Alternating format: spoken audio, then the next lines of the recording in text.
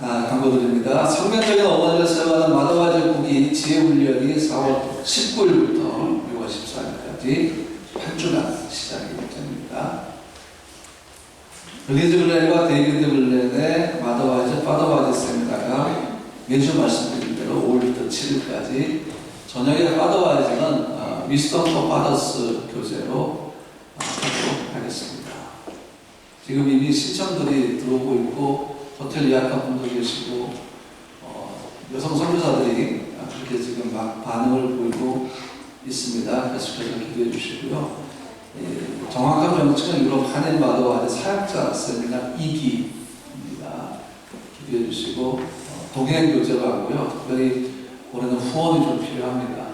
가능하면 이분들 숙박비, 숙식 문제도 좀 후원을 해결했으면 좋겠고, 또 간식을 도입해서 여기 렌트비까지 후원을 받아서 지금 할 생각입니다.参加비가 40유로인데 전부 다 세미나에 사용되고 있는데 후원을 받을 수 있도록, 또 여러분 마음에 감동이 있으면 1000골은 2000골을 해서 후원해 주시면 이 세미나에 큰 힘이 될 수 있을 것입니다.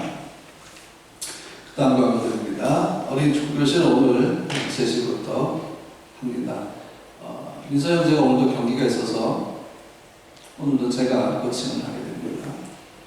4월 9일 부활주일에는 어린 축구교실을 휴강합니다. 그때는 부활주일이고 또 그리고 특별 손님도 오시고, 그래서 4월 9일에는 어린 축구교실을 휴강하도록 하겠습니다. 창립 6주년 감사예배가 프라 생명나무 감사예배가 4월 23일 주로 11시인데 이번 주에 우리 리더십 모임이 좀 필요합니다. 그래서 이제 미리 여러분에 공지해드리고 다 같이 모여서 회의를 하도록 하겠습니다. 4월 일정 4월 10일, 14일 일반집 선교대, 22일 체코 진리교단 선교대 회의, 그 다음에 24일은 창립 6주년 감사예배입니다.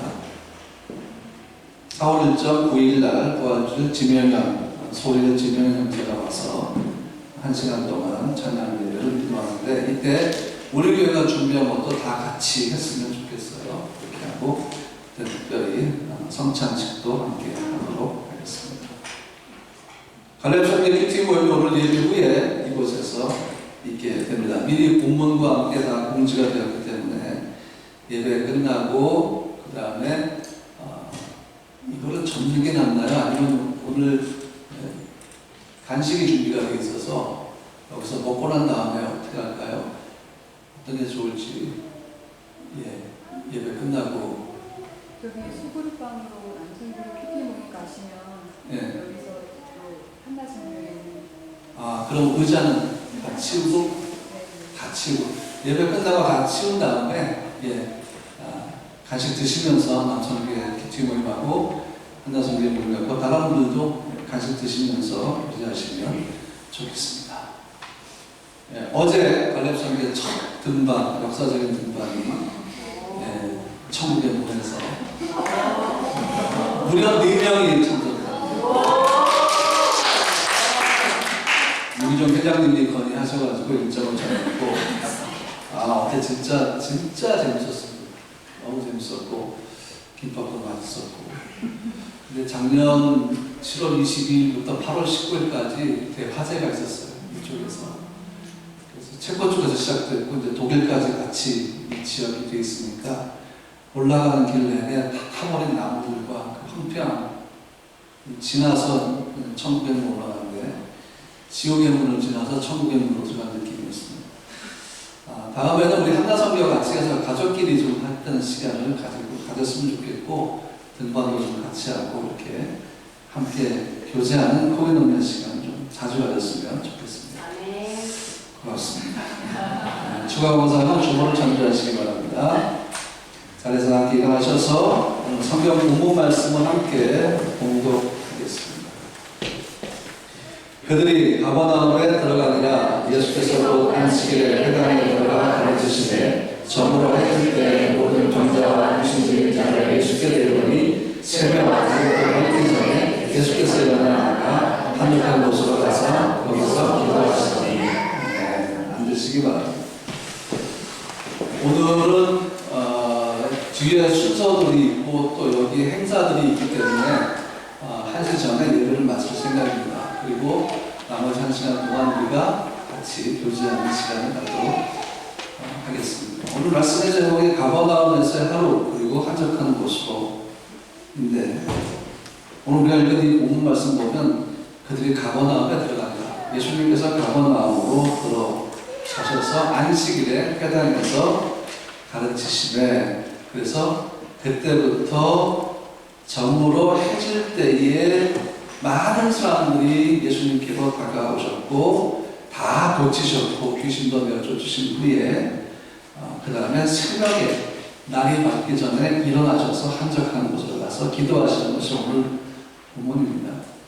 마가는 갈릴리 해변에서 예수님이 4명의 어부를 제자로 부르신 후에 가버나움에 들어가서 하신 일을 기록을 하고 있습니다. 근데 누가복음은 오히려 가버나움에서 행하신 일이 원인이 되어서 4명의 어부들이 예수의 제자가 된 것으로 기록을 하고 있기 때문에 늘 그때 차이가 있는 것은 어디에 관점을 두느냐에 따라서 달라진다고 제가 지난번에 말씀을 드렸습니다.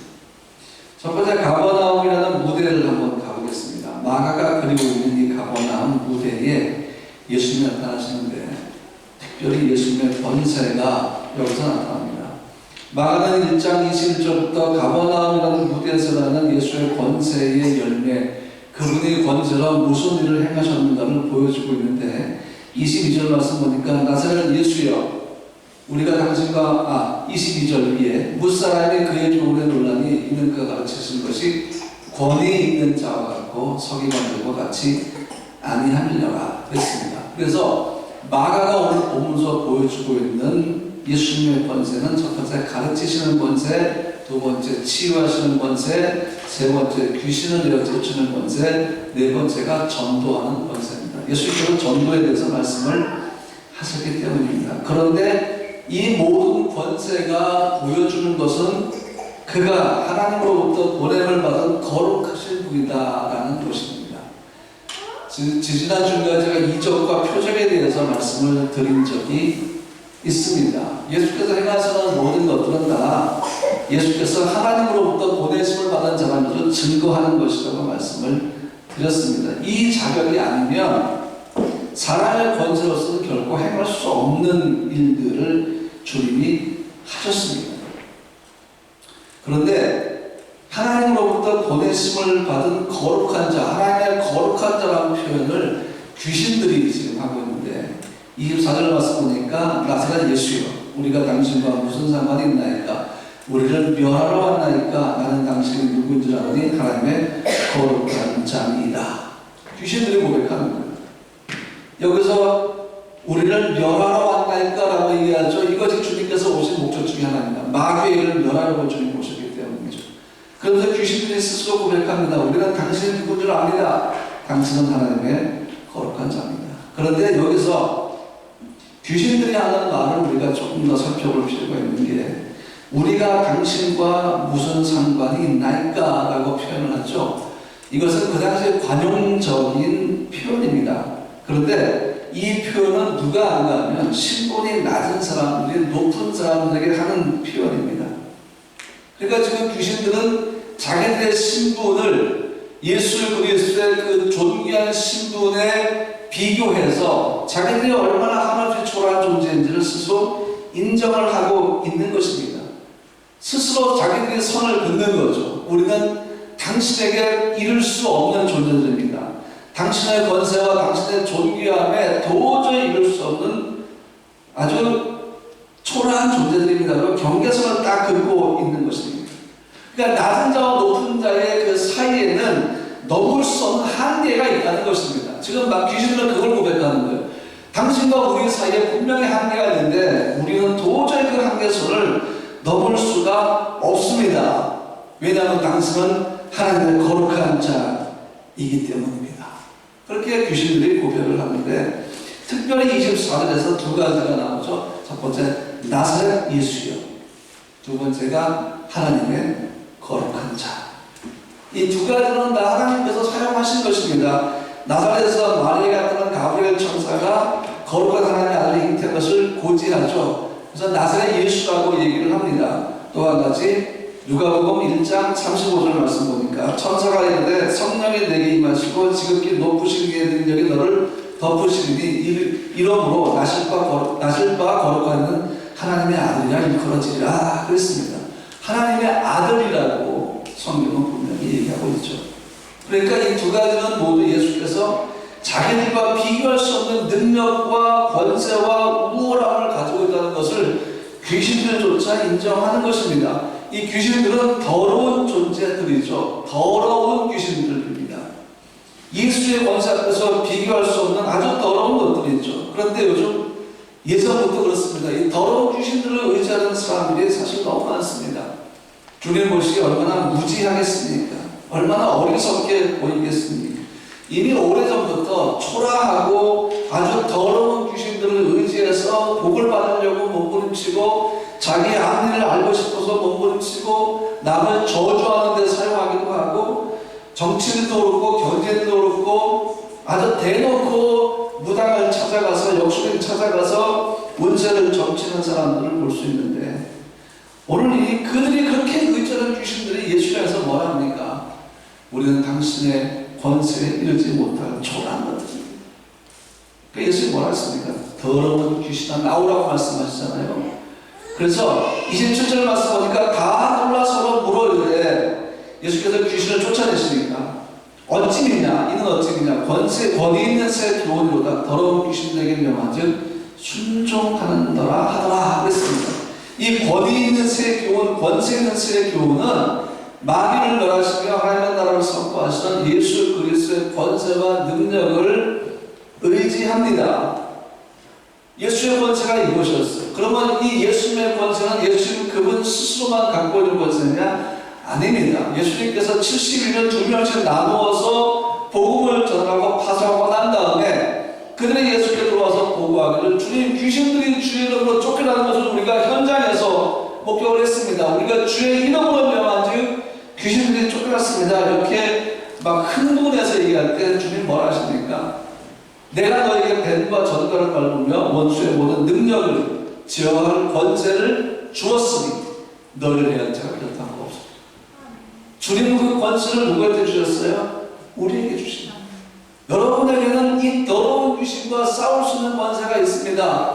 그거는 여러분 이름의 권세가 아니라 나사렛 예수의 이름의 권세라는 것입니다.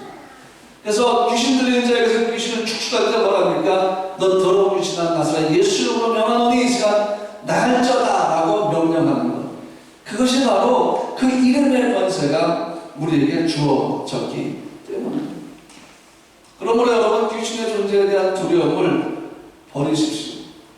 습관적으로 나이트메어 쪽에 영화를 보시는 귀신 영화를 좋아하는 분들도 계시죠. 그렇죠. 귀신 나온 영화 옛날에 그렇게 많았거든요. 옛날 동네 문화원에서 이렇게 영화 같은 거 많이 보여줬어요. 그때 김희갑 씨가 나오는 영화 가운데 하나가 무덤에서 이렇게 다리 앞에 오는데 귀신이 내다리 내나를 쫓아오면서 뭐 그런 거 갑자기 이렇게 산에서 이렇게 갑자기 흰옷 입은 소복 입은 여자 귀신이 나타나서 막 무섭게 하면 그 문화원 전체가 막 비명 지르고 막 난리나는 기억이 나는데 습관적으로 귀신 영화를 좋아하는 분들이 아마 계실 겁니다. 우리나라 여자 귀신들을 보면 참 답답한 게 전혀 패셔너블하지 않아요. 똑같아요. 늘 하얀 소복만 입거든요. 머리를 풀어헤치고 입가에 피 하나 묻히고 똑같습니다. 그러면서 나타나죠. 무섭게 하려고. 근데 여러분 그런 영화와 상관없이 하나님 우리에게 주신 권세를 한번 기억하셔야 돼요. 그렇다고 영화에 귀신 영화 보면서 나사렛 예수 명하는 이럴 필요는 전혀 없습니다. 그 영화니까. 근데 실제로 여러분 삶에서 어둠의 존재를 느낄 때가 있을 거예요. 그때는 마가복음 3장 27절 말씀을 기억하세요. 주님이 마귀를 쫓아내는 그 권세에 대해서 말씀하신 것 단어가 이거예요. 사람이 먼저 강한 자를 결박하지 않고는 그 강한 자의 집에 들어가 세간을 강탈하지 못하리니 결박한 후에야 그 집을 강탈하리라. 예수님께서 마귀의 권세를 먼저 그 권세를 잡으신 거죠. 결박하는 거예요. 예수의 그 말씀이 더러운 귀신, 그 마귀의 원수를 결박시켜버린 것입니다. 그렇게 결박한 다음에 나오라고 명령하니까 귀신들이 나오지 않을 수가 없는 거죠. 주님이 우리에게 주신 권세가 바로 이런 거예요. 어둠의 영과 싸워서 우리는 이길 수 없으나 우리와 함께한 예수의 이름으로 이길 수 있기 때문입니다. 이것이 예수의 이름이 그 권세를 결박하기 때문에 우리는 그 집을 강탈하듯이 그렇게 강탈하는 권세가 우리 속에 있으니까 우리의 신분 자체가 얼마나 사실 놀라운 것입니다. 여러분, 누가 예수를 모르는 자가 귀신과 싸워 이길 수 있겠습니까? 못 이깁니다. 귀신은 영물입니다.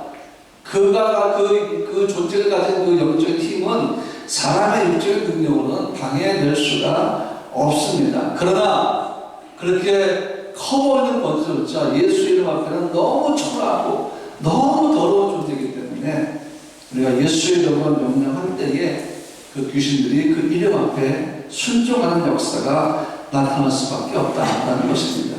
이렇게 예수님의 놀라운 권세를 행하는 능력이 막 나타나니까 소문이 갈릴리 전역에 퍼지게 되었습니다. 드디어 예수님이 이제 명성을 얻게 되신 겁니다. 사람들이 그 집 앞으로, 계신 곳 앞으로, 그 베드로 장모님 집 앞으로 몰려와서 그냥 막 귀신 들린 자, 온갖 병에 걸린 자 들어가지고 고침받고 밤새 그렇게 치유를 하고 새벽에 딱 됐는데, 이렇게 명성을 얻은 주님이 전혀 의외의 반응을 보이는데, 그것이 뭔가 하면 한적한 곳으로 새벽에 졌다.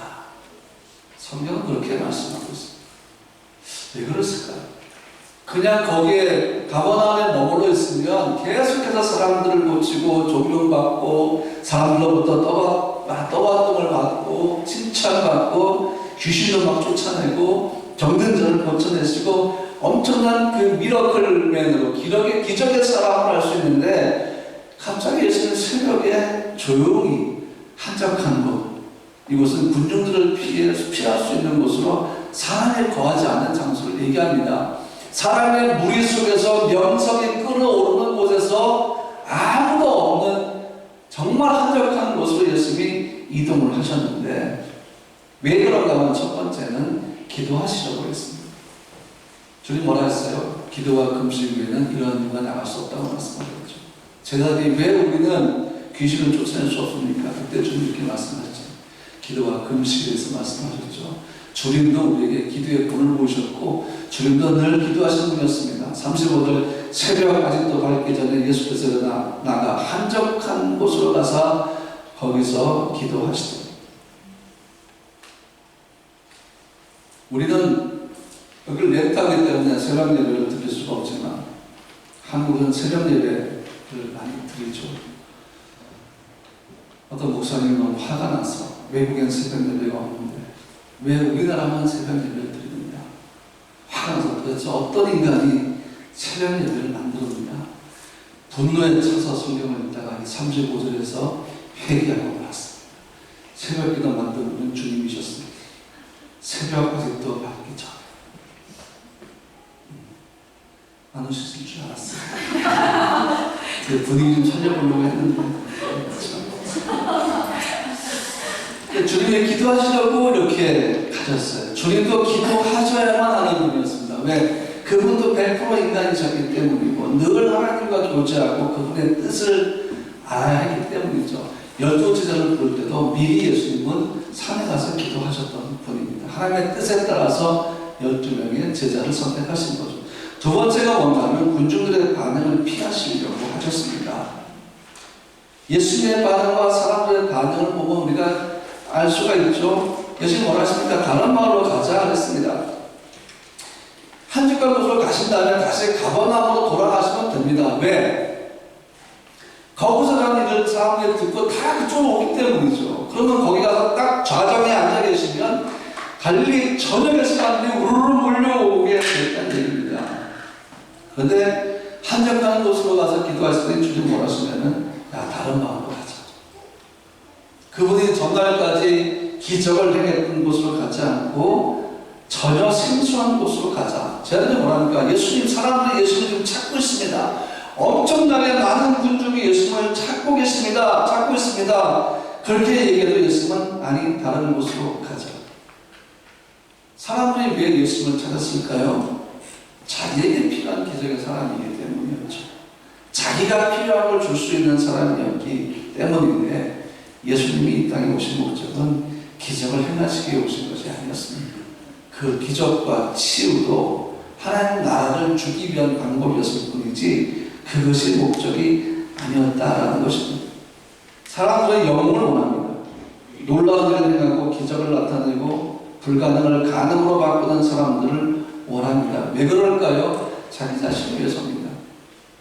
그렇죠? 그 사람의 기적이나 능력이나 그 모든 것들이 자기의 유익과 이익과 아무 상관이 없다면 사람들은 그냥 잊어버립니다. 여러분, 어느 마을에서 갑자기 죽었던 사람이 예수 이름으로 살았습니다. 그걸 들을 때 너무 놀라죠. 근데 그 다음엔 잊혀집니다. 왜? 내 일이 아니기 때문이죠. 내게 유익이 되는 일이 아니기 때문입니다. 그러므로 기적을 행한다고 해서 모두가 다 복음을 받아들이느냐? 아닙니다. 죽은 나사로 살인 현장에 있던 사람들 가운데도 예수 안 믿는 사람들이 꽤 있었다는 사실입니다. 지금 예수님은 가버나움과 갈릴리에 영웅이 데리고 오신 것이 아닙니다. 그분은 낮아져서 섬기려고 오신 분이기 때문이죠. 그러니까 예수님은 어떻게 합니까? 다른 마을로 가자. 그렇게 말씀을 하십니다.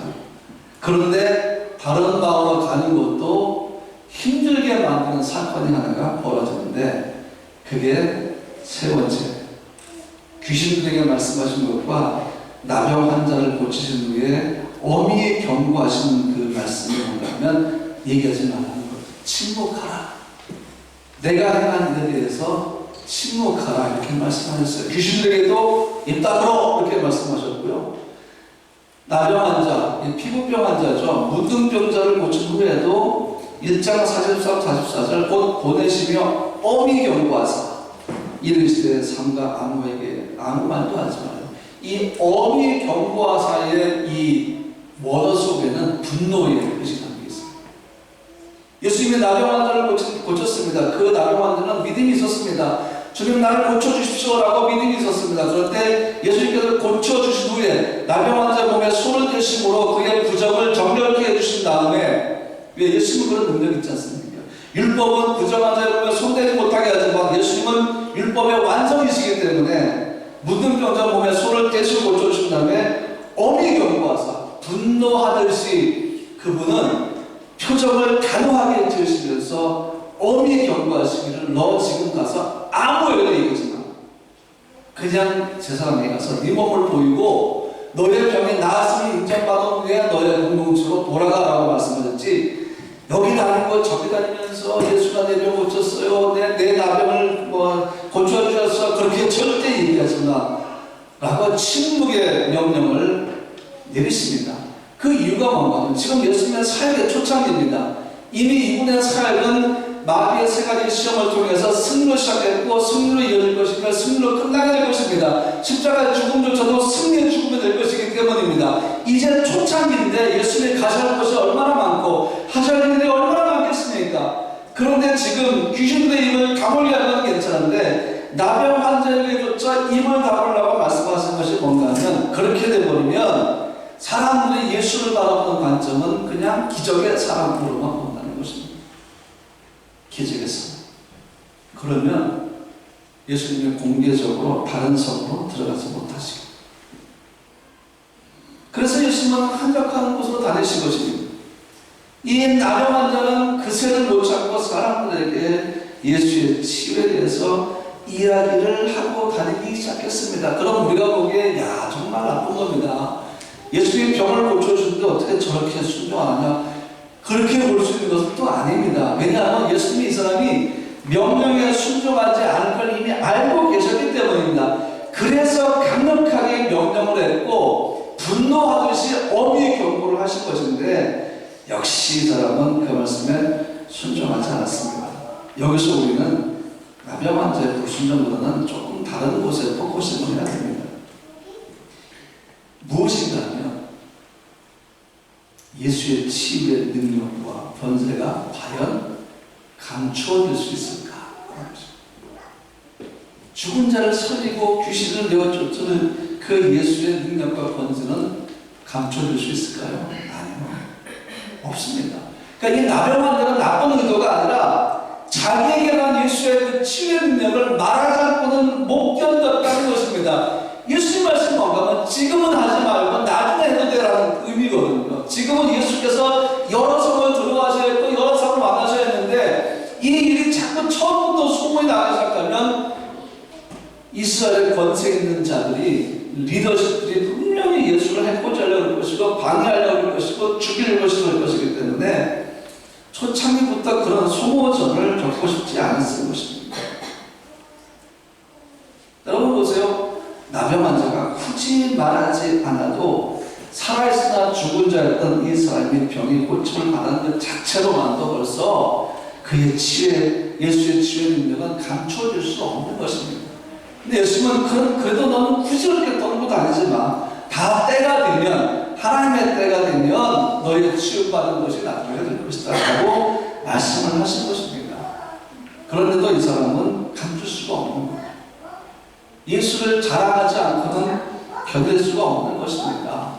그래서 예수님이 이 사람의 불순종을 알면서도 너 그건 죄하라고 말씀하신 것이 아니라 절제하라고 말씀하신 것입니다. 그 다음은 사역이 진행되어야 되기 때문이죠. 그런데 여러분 이 나병 환자를 보면서 생각하게 됩니다. 야, 예수의 능력과 치유의 권세를 나라도 못 감췄을까? 그분이 내 몸에 행하신 그 놀라운 일들을 내가 벙어리가 아닌 이상은 나는 말할 것이다 라고 생각을 한번 해봤습니다. 여러분 만약에 죽을 병에 걸렸는데 기도하다 주님이 고쳐주셨습니다. 성령의 불이 임했습니다. 여러분 병에 근원부터 말라버렸습니다. 자랑 안 하고 싶겠습니까? 자랑하고 싶겠죠. 예수의 능력은 결코 감춰줄 수 없다 하는 것을 이 장면에서 우리는 알 수가 있습니다. 결론을 말씀드립니다. 가버나움에서 하루 정말 많은 일들이 일어났죠. 많은 이적을 행하셨고 그것이 표적이 되어서 예수는 하나님으로부터 보냄을 받은 자라는 것이 증명이 되었습니다. 권세와 능력이 드러나면서 예수님의 여정은 구체적으로 십자가를 향한 것이 되었고 때가 될 때까지 그 목적지는 감추어졌고 사람들은 이해할 수는 없었지만 드디어 예수님은 십자가를 향한 그 걸음의 방향을 잡으실 것입니다. 이 제자들조차 예수님께서 십자가 못 박혀 죽으실 것을 말씀하셔도 믿지도 않았고 꿈에도 몰랐고 그에게 치유받고 그에게 몰려든 사람들자 결국 나중에 자기들의 입으로 예수를 죽이라고 십자가에 못 박으라고 소리치게 될 줄은 아무도 몰랐습니다. 그렇게 하나님의 정한 때가 될 때까지 예수의 십자가의 죽음의 목적은 은닉되어 있었고 감추어져 있었지만 계속해서 그 계획은 진행이 되고 있었다는 것입니다. 사순절은 무엇을 의미합니까? 예수께서 십자가 죽음으로 향하는 시간을 의미합니다. 이 사순절은 우리에게 뭘 의미합니까? 우리도 주와 함께 죽은 십자가를 향해서 바라보는 것을 얘기하는 것입니다. 우리가 십자가를 볼 때 두 가지의 죽음이 모입니다. 첫 번째 예수의 죽음이 있습니다. 두 번째 나의 죽음이 있습니다. 예수는 부활하셨습니다. 나도 그와 함께 부활했습니다. 그러나 십자가에 영원히 죽어버린 것이 한 가지였는데 그것이 뭡니까? 여러분과 나의 죄라는 것입니다. 그 죄는 부활하지 못했습니다. 그러나 주의 부활과 함께 우리도 부활하게 되었다라는 것입니다. 사순절은 그 시간을 향해서 바라보는 것입니다. 예수와 함께 죽고 예수와 함께 살았던 그 현장으로 우리가 걸어가는 것입니다. 이것이 사순절 기간의 의미라는 것입니다. 그가 진정한 생명을 우리에게 주었던 것, 그 현장, 내가 주와 함께 죽고 주와 함께 살았던 그 현장, 예수는 죽었으나 우리는 살게 되었던 그 현장. 그래서 여러분, 예수의 모든 시간과 순간과 마음과 삶이 우리를 위한 십자가로 향하기 시작했듯이 이때부터 이제는 우리도 예수를 위해서 그분을 바라보는 그분을 향해 걸어가는 삶이 되어야 한 줄로 믿습니다. 늘 조정하셔야 돼요. 여러분의 삶을 그 길에서 벗어나지 않도록 늘 여러분이 이걸 조정하셔야 돼요. 왜냐하면 우리가 자꾸 너희는 양 같아서 그릇 행하여 각기의 제 길로 가려고 한다고 이사야 말씀하고 있잖아요. 이게 우리의 특징입니다. 자꾸 다른 길로 가려고 하는 것. 우리의 생각과 우리의 의지로 세상을 향해 가려고 하는 것을 우리는 잡아줘야 됩니다. 잡아서 십자가 바라고 걸어야 한다는 사실입니다. 사순절은 그런 기간이에요. 십자가를 향해서 내 삶이 걸어갈 수 있도록 나를 채찍질하고 나를 교훈하고 나를 조정하는 시간이라는 것입니다. 사순절이 끝나고 우리가 고난을 얘기하고 부활을 얘기할 때는 우리 안에 놀라운 부활의 기쁨이 다시 한번 차게 될 줄로 믿습니다. 이제 함께 찬양할 때에 오늘 우리가 부른 찬양 가운데 원하고 바라고 기도합니다라는 찬양을 우리가 좀 부르면서 사순절을 지나면서 우리가 주님 바라보고 우리의 모든 삶의 방향을 주님께 완전히 보존하고 아무리 힘들고 어려워도 주님만 바라보며 걸어가기 원합니다. 이것이 우리가 원하는 것이고 바라는 것이고 기도하는 것입니다 하고 고백하기 원합니다. 이 세상을 살아가는 동안에 나의 힘을 의지할 수 없으니 기도하고 낙심하지 말 것을 주께서 참 소망이 되심이라. 하나님의 꿈이 나의 비전이 되고 예수님의 성품이 나의 인격이 되고 성령님의 권능이 나의 능력이 되기를 원하고 바라고 기도합니다. 주의 길을 걸어가는 동안에 세상의 것 의지할 수 없으니 감사하고 낙심하지 말 것을 주께서 참 기쁨이 되시니라. 하나님의 꿈이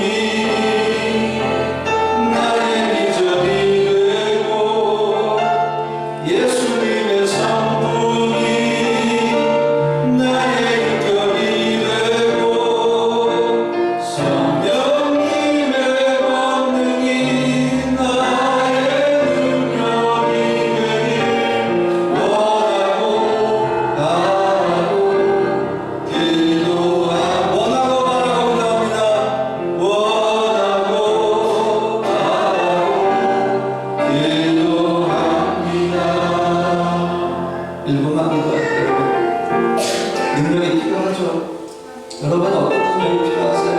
여러 가지가 있을 거예요. 그런데 그 어떤 모든 능력보다 최고의 능력은 성령의 능력입니다.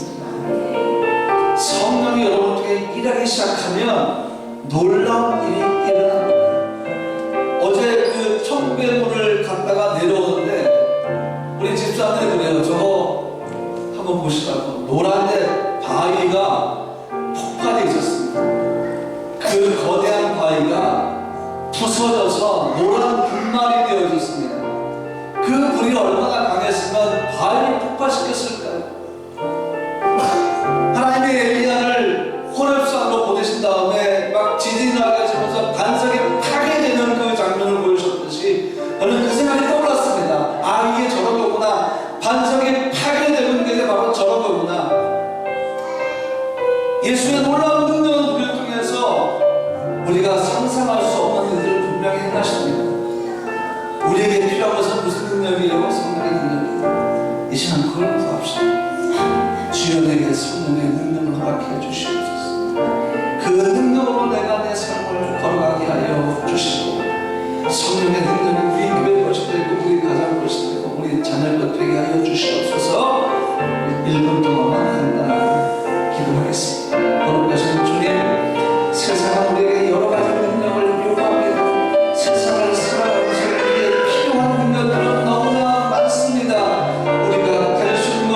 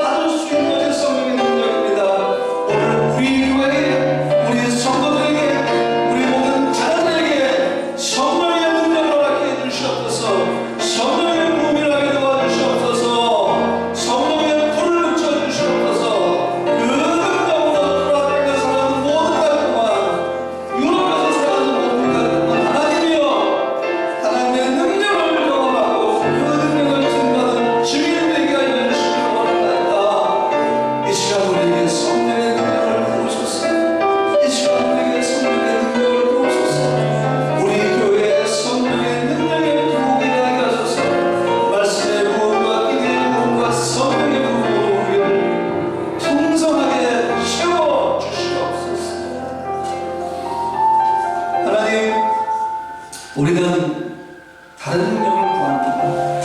왜냐하면 살아가야 하기 때문입니다. 세상에 우리에게 요구하는 것들이 있기 때문입니다. 그런데 우리에게 가장 필요한 능력은 성령의 능력입니다. 성령의 능력을 우리가 가졌을 때 세상에 필요한 모든 능력을 이길 줄 믿습니다. 성령의 능력이 모든 문제를 해결할 줄 믿습니다. 우리 교회에게, 우리 성도들에게, 우리 자녀들에게 이 시간 성령이 당신의 능력을 우리가 받게 주시옵소서. 예수님의 이름으로 기도합니다. 아멘.